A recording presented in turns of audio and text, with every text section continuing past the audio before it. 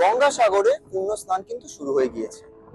এই যে গঙ্গাসাগর যাওয়ার জন্য যে ভেসেল পরিষেবা, সেই ভেসেল পরিষেবা কিন্তু বিগত বহু বছর ধরে প্রতি বছরে কিন্তু কোনো না কোনো ভাবে উন্নত হয়ে চলেছে।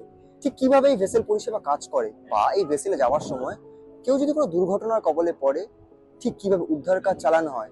ইতিমধ্যে এই যে গঙ্গাসাগর লট নাম্বার 8 থেকে কচুবেড়িয়া পর্যন্ত যে ভেসেল পরিষেবা, সেই ভেসেল পরিষেবায় কটা ভেসেল রয়েছে, এবং নতুন করে এবছর যে গত বছর যেমনটা হয়েছিল যে ভেসেল পরিষেবা কিন্তু বিঘ্নিত হয়েছিল, কারণ অত্যাধিক বেশি কুয়াশা ছিল এবং দৃশ্যমানতা ছিল না।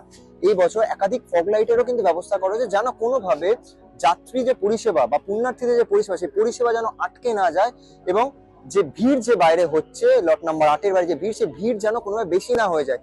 ঠিক কি বলছেন 2008 সাল থেকে যিনি এই ভেসেল পরিষেবা দিয়ে আসছেন বা যিনি এই ভেসেল চালিয়ে নিয়ে যাচ্ছেন প্রতি বছর, ঠিক তার সঙ্গে কথা বলে দেখবো যে ঠিক কি বলছেন, কিভাবে এত বছর ধরে উন্নত হলো ভেসেল পরিষেবা, এবং এবছর কি কি নতুন সংযোজন হলো ভেসেল পরিষেবায়। দেখুন, আমি তো 2008 থেকে আমার আজ দীর্ঘদিনের গঙ্গাসাগর মেলার অভিজ্ঞতা বলছি। একটা সময় খুব খারাপ সময় গেছে, এবছরও দেখছি অনেকটা ভালো। কোনো প্যাসেঞ্জার যদি দুর্ঘটনা ঘটে তার জন্য যথোপযুক্ত ব্যবস্থা আছে। যদি আমাদের লঞ্চ থেকে পড়ে তার জন্য আমরা আছি এবং রিস্ক ম্যানেজমেন্টের লোকরা আছে, ওরা স্পিডবোট নিয়ে সঙ্গে সঙ্গে আমাদের থাকে। এক্ষেত্রে কোনো প্রবলেম হবে না।